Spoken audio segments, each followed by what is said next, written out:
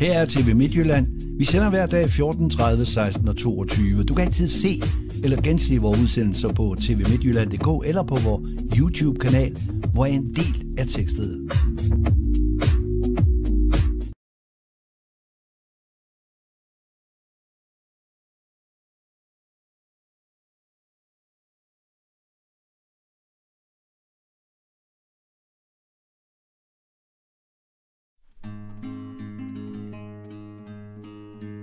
Det her er byrådsmødet i Viborg Byråd. Vi er i decembers månedens byrådsmøde, og det er udsendelse 3, og det er punkterne i dag, der behandles fra 10 til og med 16. Og 10 er gennemførelsen af Viborg Kommunes indsats efter statens vand- og naturplanlægning. Det er punkt 10. Punkt 11. Disponering af Landdistriktsudvalgets driftsmidler. Punkt 12 er endelig vedtagelse af lokal udviklingsplan for Rødkærsbro. 13. Igangsætning af planlægning og miljørapport for et nyt fængsel ved 4 huse. Det var 12 og 13. 14. Endelig vedtagelse af forslag til lokalplan nummer 590 for et boligområde ved Springdalen i Taphede. Og punkt 15 afslutningsvis, det er helhedsplan for Holkær-realiseringen af udvalgte projekter. Det er udsendelse 3 her, og det er det, der behandles her i dag, altså punkterne fra 10 frem til 15. Her på TV Midtjylland, udsendelsen som sagt redigeret og tilrettelagt af Sigurd Fod for TV Midtjylland. Så går vi til sag nummer 10. Gennemførelse af Viborg Kommunes indsats efter statens vand- og naturplanlægning i 2025. Kurt Johansen, værsgo. Tak for det. Ja, det er jo mange penge, vi siger velkommen til her fra statens side. Og der er mange projekter i støbeskeen her i Viborg Kommune. Og når man skal tage lavbundsjord ud og sådan noget. Jeg har snakket med nogle af forvaltningsfolkene. Jeg var til møde med dem i går. Så spurgte jeg lige ind, om der skulle være lidt bidragsmaterialer til, hvor projekterne, eller hvad de penge, de havner i. Det er mange forprojekter til lavbundsudtag og diverse. Og jeg var lidt interesseret op i Fjordklyngen, der er i hvert fald rigtig mange lavbundsområder, der tages ud. Men det er jo udvidet til 170.000 hektar, der skal tages ud i folk til 100.000 hektar. Så det går jo bare opad åbenbart. Men det var i Simmenste Ådalen, som de siger, Viborg Kommune, det er næsten 10% af det lavbundsjord, der skal tages ud i Danmark, der bliver i Viborg Kommune. Så det skal man da godt. Så forvaltningen, de har travlt. Det må man bare sige. Der skal godt nok arbejdes ihærdigt. Men rigtig mange projekter i Viborg Kommune, vi kigger ind i de næste år. Tak. Ja, og hvis man lige skulle kommentere det, så er kommentaren jo, at vi i øjeblikket arbejder blandt andet i Borgmesterforum på altså det her grøn trepart. Hvad er det lige, vi får i kommunerne af hjælp? Både økonomisk, først og fremmest i forhold til at ansætte flere mennesker, sådan så vi kan nå i mål med det her på et år. Det er ganske voldsomt udfordrende. Og det er noget af det, vi kommer til at snakke om specielt i det første halvår af 2025. Stine Isaksen, værsgo. Ja, det var faktisk også noget, jeg havde tænkt mig at sige. Nu var vi en hel del, der var til KL's store konference i mandag, som netop handler om, hvordan vi i kommunerne skal gribe det an i forhold til at implementere den her store aftale. Og det bliver en opgave. Og jeg vil sige, som udgangspunkt, så hedder det jo i Viborg Kommune, og det var jo også det, som Kystvandrådet for Hjarbæk Fjord kunne regne sig frem til. Det hedder bare alle ådale. Punktum, ikke? Altså, vi kan ikke længere dyrke jorden på den slags områder mere. Og sådan er det. Det bliver et rigtig spændende arbejde, og det er selvfølgelig også et rigtig vigtigt arbejde, men det er også et kæmpestort arbejde. Og jeg tænker, at den her sag her, at vi har ikke set en brøkdel af, hvad den kommer til at indeholde senere hen. Og der tænker jeg jo også, Ulrik, at der er en forpligtelse i forhold til det her problem, vi egentlig har med, at de her midler her, selvom de bliver refunderet en til en fra staten, så tæller de stadigvæk med i anlægsrammen. Og der, når Kurt han nu siger, hvor stor en procentdel af den samlede udtagningsindsats, der ligger i Viborg Kommune, som jo er den største mål på landareal i landet, og med rigtig mange ådale osv., jamen så er det jo noget, som er særligt relevant for os i forhold til netop det her med at se på det i anlægsrammen. Og så ressourcer er ikke kun penge, det er også mandskab, og der har vi altså brug for snart at finde ud af, hvor mange vi kan ansætte til den her opgave her, for nu skal vi til at lægge nye planer i henhold til den grønne trepart. Hvad sker der så med de her projekter her, man er i gang med at rulle ud, hvis ikke vi får øget mandskab? Hvordan skal vi så allokere dem? Fordi så er jeg jo bange for, at alle de, kan man sige, fugle i hånden, men efterhånden måske har, dem mister vi, de flyver bort, fordi vi skal række ud efter nogle fugle på taget i forhold til at have en omlægningsplan klar allerede i løbet af et år. Så mega spændende, men rigtig vigtigt, at I holder fokus og får sendt nogle kraftige signaler op nationalt i forhold til at give os nogle bedre vilkår for at løse den her kæmpe opgave. Ja tak, og Eva Pinderup. Ja, bare lige for at supplere, så vil jeg sige, at der var jo ikke sådan på den der konference nogen løsninger på, hvordan vi lige skal gribe det an, og nu gør I sådan og sådan og sådan. Det havde vi måske nok heller ikke ventet. Men udmeldingen var, at nogle gange så må vi også sige, at jo længere tid vi får, jo længere tid tager tingene. Så det var sådan set svaret på, hvorfor at man havde sat en tidsfrist, som alle jo tænkte bliver en udfordring. Så nu skal vi jo til at registrere hele Viborg Kommune i et program, et computerprogram, der hedder Mars. Og det kan man jo så mene om, hvad man vil, om navnet det er passende. Men i hvert fald så er det jo rigtigt, som Stine siger, det bliver et enormt arbejde. Men de her sager siger jo også lidt om, at vi er jo selvfølgelig allerede i gang. Men vi ved jo også, med de sager, vi er i gang med, at det tager bare lang tid, fra man begynder at kigge på, om det her det er egnet, og hvad er det så for et projekt, vi skal lave her, til at man rent faktisk kan gå i gang bare. Så det er bare for at sige, at det har vi jo faktisk, så kan man så sige, måske heldigvis, noget erfaring med i Viborg Kommune allerede fra vores mange ådale. Så, men så vil jeg også sige, der var en fantastisk stemning på den konference, hvor der var rigtig mange til stede, fordi at udgangspunktet var, nu skal vi simpelthen i gang, og vi tror på det her. Og alle er jo enige om, både Danmarks Naturfredningsforening og landbrugsorganisationerne og alle de andre, det er det her, vi skal, og det er det her, der er nødvendigt. Og det er jo bare et fantastisk udgangspunkt. Ja, tak. Og Kurt Moskov. Jeg var til samme konference i mandags, og jeg opfatter også det her som en af de kæmpe store opgaver, vi kommer til at stå over for at dyrke i fællesskab, ikke bare næste år, men virkelig også på længere sigt. Hvor de første deadlines omkring personudpegninger allerede skal finde sted her per 1. februar 2025. I forsvaret, der har man en god regel om, hvis man har mange niveauer, så skal den øverste myndighed kun bruge en tredjedel af tiden til rådighed til sin egen planlægning og gennemførelse, og således at de underliggende myndigheder har tid til at gennemføre det, for der er jo mange niveauer. Staten har ikke rigtig fuldt den regel her, men har virkelig brugt mange år på at finde ud af, hvad man nu skulle give os til opgave, og hvor man ville mærke, for vores vedkommende skal ud og snakke med rigtig mange mennesker, og skal gøre det ordentligt i forhold til demokrati, der også skal være i den her proces. Og derfor synes jeg slet ikke, der er tid nok til rådighed. Og når vi så kigger på vores paragraf 3 i år, efter naturbeskyttelsesloven, det har vi diskuteret meget tidligere, men det skulle vi have registreret 100% her per års udgang. Jeg tror, at man ved hjælp af hyring af eksterne konsulenter, der kommer man op på 70%.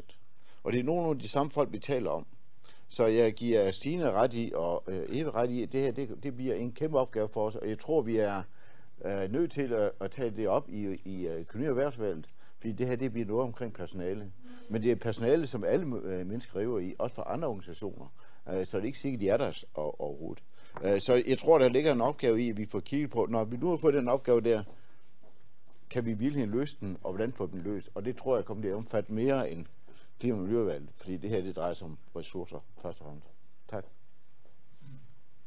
Ja, tak. Og med de ord, så følger vi indstillingen for Klima- og Miljøudvalget og går til sag nummer 11, disponering af Landdistriktsudvalgets driftsmidler. Stine Isaksen. Ja, nu sidder jeg jo ikke i Landdistriktsudvalget, men jeg kan se, at man vil, kan man sige, omprioritere 1,6 millioner kroner, som er afsat til at udvikle bæredygtige boligformer til noget andet, nogle udviklingsprojekter og sådan noget. Og jeg tænker jo bare, for det første så vil jeg jo egentlig gerne høre om de 1,6 millioner, om det var de penge, der blev sat af i budgettet, vi lavede i efteråret 22 for året 23 og frem, og hvad der så er gået galt, siden man ikke har kunne realisere de ting. Kim Donsgaard, værsgo. Ja, det er et udtryk for, at vi er et økonomisk bevidst udvalg, at vi sætter tæring efter næring, og vi har for et godt stykke tid siden som udvalg highlightet, at de budgetforlig, vi har indgået de seneste par år, har betydet, at vi har haft et behov for at have noget fleksibilitet i forhold til at flytte nogle penge fra drift til anlæg. Så det er simpelthen det der er udgangspunktet for den her beslutning. Så det er svar på spørgsmålet, Stine. Ja tak, Stine Isaksen. Men man kan sige, det er jo ikke, altså sådan som jeg hører det i hvert fald, Kim, og der må du jo rette mig, så er det jo ikke kun, at man flytter sådan rent regnskabsteknisk fra drift til anlæg, men også, at man jo rent faktisk ændrer det formål, der er med de her penge her. Og nu er jeg jo selv en del af budgetforliget, der vi indgik i efteråret 22, hvor man kan sige, at det her med bæredygtige boliger, det var i hvert fald noget af det, som jeg synes var rigtig væsentligt i det budget. Og så ærger det mig, at jeg kan se, at sådan som jeg læser det i hvert fald, at så vil man ikke længere bruge de penge på det. Og så allokerer man det til nogle formål, som jeg, når jeg læser de meget overordnede beskrivelser, der er, i bedste fald er klimaneutral. Altså så tænker jeg, at det mindste, man der kan gøre, det er der så at bruge de penge, hvis ikke man kan lave bæredygtige boliger eller fremme udviklingen af bæredygtige boliger i landdistriktet for de midler, der er afsat, eller man ikke har den rigtige løsning på det, jamen så er det mindste, man kan gøre, det er jo så, kan man sige, at fremme dagsordenen, der handler for mit vedkommende i hvert fald i høj grad om bæredygtighed. Altså man kan sige, at Social- og Boligstyrelsen har lige offentliggjort nogle tal, der viser, at 10% af Danmarks samlede forbrugsbaserede CO2-udledning stammer fra byggeri. Altså når vi bygger alle mulige steder, parcelhus og hvad vi nu ellers bygger, jamen så synes jeg, at det er en meget væsentlig dagsorden, når vi skal have reduceret vores klimagasudslip, og det står faktisk også i vores klimaplan, at vi skal som kommune sætte rammerne om at udvikle flere bæredygtige boliger. Jamen så synes jeg, at det er super ærgerligt. Og jeg var endda også til landdistriktskonference i 23, som handlede om bæredygtige boliger, og jeg synes, det var mega spændende, og Anders Bøjsen var der, og jeg ved, udvalget har været på studietur til Holland og kigget på tiny houses og alt muligt. Så jeg synes da egentlig, at det er mega ærgerligt, hvis så ikke de penge, de går til det, som de egentlig i første omgang var afsat til. Tak. Og Kim Donsgaard? Jamen, jeg svarer lige på det kort, Stine, og det er virkelig ikke et udtryk for, at vi ikke mener, at det her er en vigtig dagsorden. Det mener vi, og vi mener også, at det er en vigtig dagsorden for landdistrikterne. Vi havde afsat rigtig store beløb til det her. Det viser sig, og det var faktisk også en af pointerne på den konference, som du deltog i, Stine, det er faktisk, at der er nogle planmæssige rammer, der gør det meget vanskeligt at gennemføre den her type af bæredygtige boligformer. Så det vi egentlig havde håbet på, at vi kunne realisere inden for den her budgetperiode, hvor man kunne realisere et konkret projekt, det har vi simpelthen ikke fundet muligt i udvalget at finde vejen frem til. Og det er jo faktisk det, vi gerne vil øremærke nogle penge til. Vi har bare ikke kunne finde rammerne til det. Og det er jo også pointen på konferencen, at der er virkelig noget, staten skal arbejde med her i forhold til at skabe bedre rammer for, at vi kan realisere det her i vores landdistrikter. Og den kamp, den vil jeg virkelig gerne tage med dig, fordi det er der behov for. Og Stine Isaksen. Det er jeg bare fuldstændig enig med dig i. At og det ved vi jo også godt, altså bare de krav, der er til, at der skal, hvor meget isolering der skal i, og sådan, så måske slet ikke er relevant, hvis man nu for eksempel bygger et hus på 40 kvadratmeter eller sådan et eller andet. Så der er virkelig nogle hindringer, men jeg vil bare stadigvæk sige, at når man så har sådan nogle midler, som er sat af til et eller andet formål, så kan det være, når man skal justere på formålet, så synes jeg som minimum, man kun skal justere det grader, og ikke bare vente om at sige, jamen så kan det være alt muligt udviklingsprojekter i mindre byer og landdistrikter og renovering af, hvad ved jeg. Så kunne man for eksempel sige, jamen så skal det målrettes energirenoveringer eller et eller andet den stil. Så indtil det er sket, så vil jeg faktisk stemme imod. Fordi så synes jeg, at landdistriktsudvalget, og det har jeg da tillid til, at I godt skal finde ud af at bruge de penge på en måde, som vi kan sikre os, der så trækker i en mere bæredygtig retning for vores landdistrikter. Ja tak, og ikke flere har bedt om ordet, så vil jeg konkludere, at vi godkender indstillingen, hvor Alternativet stemmer imod. Så går vi til sag nummer 12, endelig vedtagelse af lokal udviklingsplan for Rødkærsbro. Og vi følger indstillingen fra teknisk udvalg og fra landdistriktsudvalget. Sag nummer 13, igangsætning af planlægning og miljørapport for et nyt fængsel ved Fjerhuse. Torsten Nielsen, værsgo. Ja, tak. Det er ikke en plan, vi bare lige kan lave i metermål, må vi sige. Det er godt nok en stor plan. Det er godt nok også et stort byggeri. Det er klart noget, der er nyt. Det er som udgangspunkt også svært. Og det, der er svært, det kan jo altid give rigtig mange spørgsmål. Det er det også gjort, og der er mange af de spørgsmål, der er kommet, der er blevet besvaret på. Desværre så er der også kommet mange rygter i gang. Og nu har vi borgermøde den 27.1. Og der møder alle op, således man kan få alle de spørgsmål, altså, som udgangspunkt for at svare på de spørgsmål, man brænder ind med. Men jeg vil gerne gøre det fuldstændig klart. Den eneste funktion, Viborg Kommune har i den sag, det er myndighedsbehandling. Det er at sørge for, at de har en kommuneplan, lokalplan, og give en byggetilladelse og en ibrugtagningstilladelse. Hele delen omkring erstatninger, om man får, man ikke får, hvad man får, det har vi intet med at gøre. Det er ene og alene bygherren, der står for den del. Tak for ordet. Ja tak, og Pia Viller-Arndt. Ja, jamen jeg havde egentlig forberedt et lille oplæg her, men jeg tror egentlig, jeg vil følge lidt op på det, du sagde, Torsten. Fordi det er jeg udmærket godt klar over, men det vi i hvert fald også skal være meget sikre på, at vi følger til dør som kommune, det er i hvert fald, at nu er det 6 lodsejere, der skal afstå jord.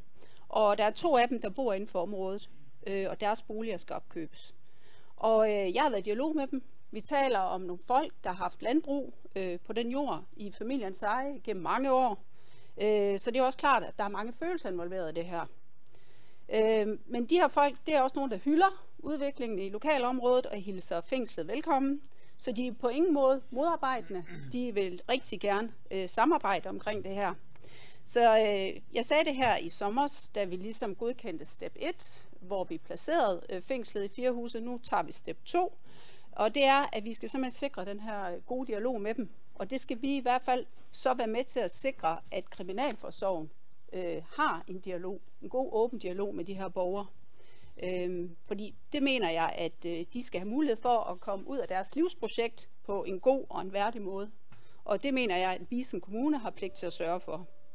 Og jeg er selvfølgelig også rigtig glad for, at I teknisk udvalg har lyttet til opfordringen og flyttet borgermødet den 27. januar ud i lokalområdet, i stedet for at holde det herinde på Rådhuset.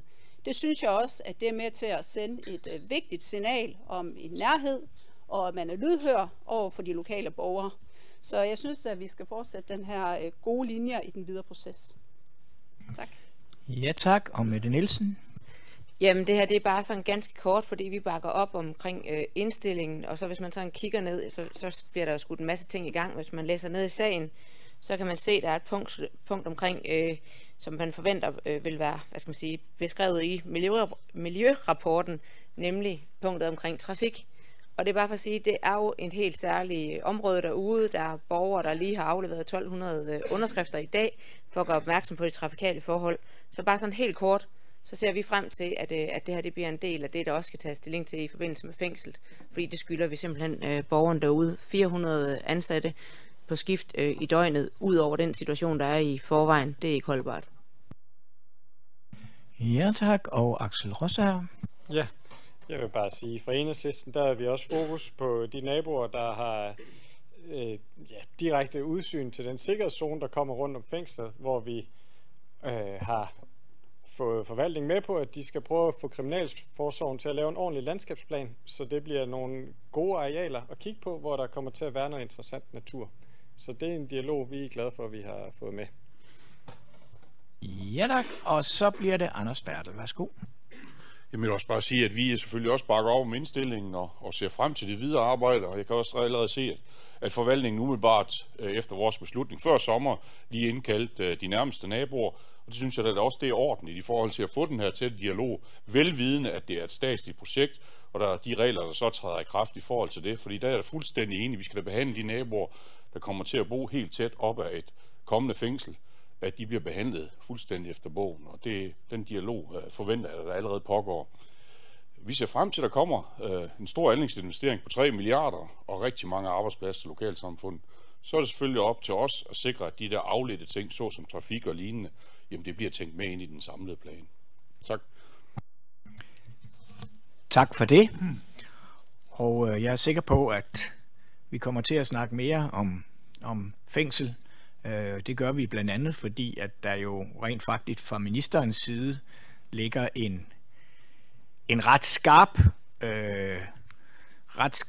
skarp indstilling til styrelsen om, at det skal gå stærkt, det her. Og derfor så kan det jo også nogle gange komme til at gå for stærkt, men det gør der.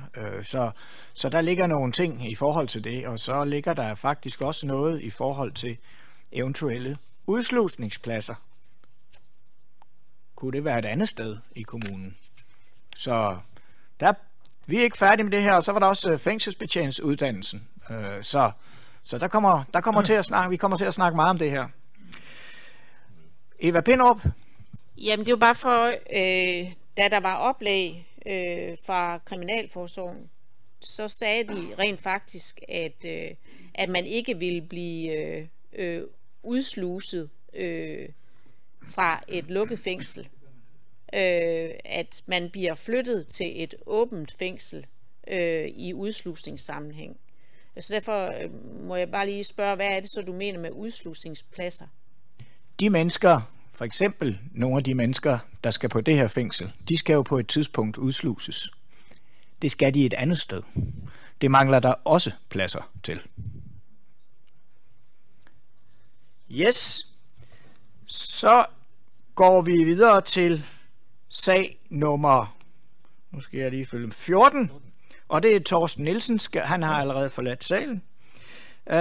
Endelig vedtagelse af forslag til lokalplan nummer 590 for et boligområde ved Spangsdalen i Taphede, samt tillæg nummer 107 til kommuneplanen. Johannes Vesterby. Ja, så vendes der endnu et blad og føjes endnu et kapitel til boligudvikling i Viborg med de gode takter, der blev lært fra Arnbjerg byggeriet, som jo tog sin begyndelse for over 12 år siden med en grundig strukturplan, en landskabsplan, og samlet set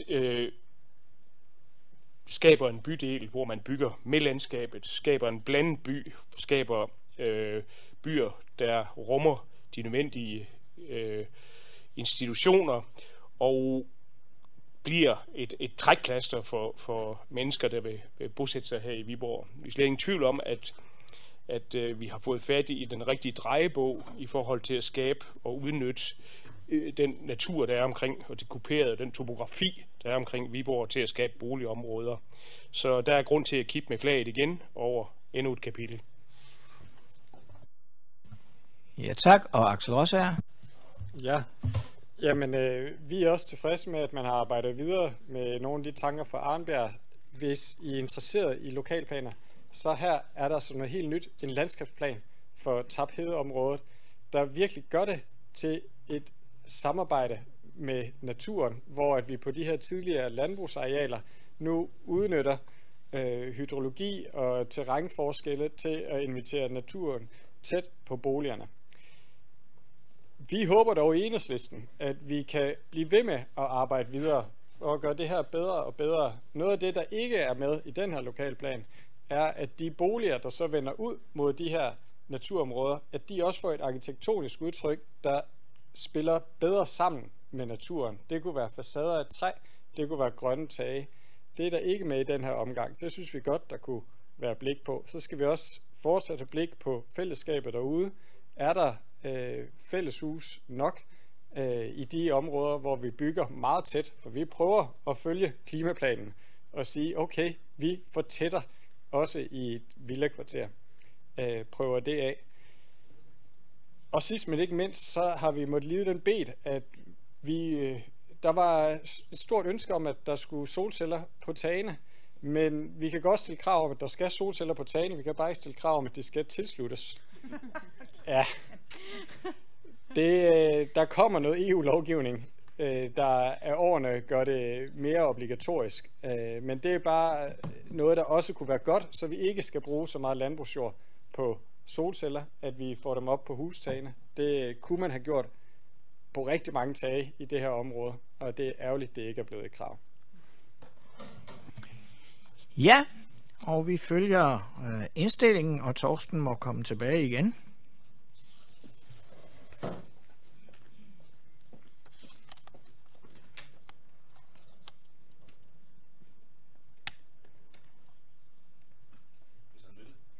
Han kommer der.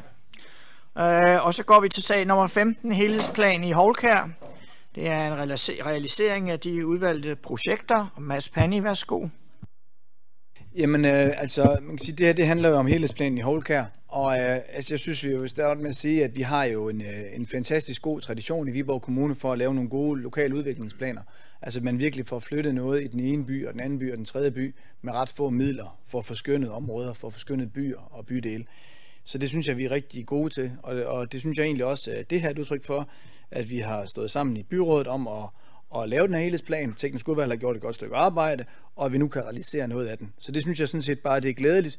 Man kan sige, at det her det er jo så ikke en lup, det er jo så en helhedsplan for Houlkær, som jo hvis det havde været en by, Houlkær, så havde det jo været den næststørste by i kommunen. Så glæde over, at vi nu realiserer nogle af de projekter, som skitseret her, men selvfølgelig også din opmærksomhed på, at der stadigvæk udestår nogle store dele af den her flotte helhedsplan, der er lavet for området deroppe, og at vi ligesom forhåbentlig kan stå sammen om også at få hele planen realiseret ad over.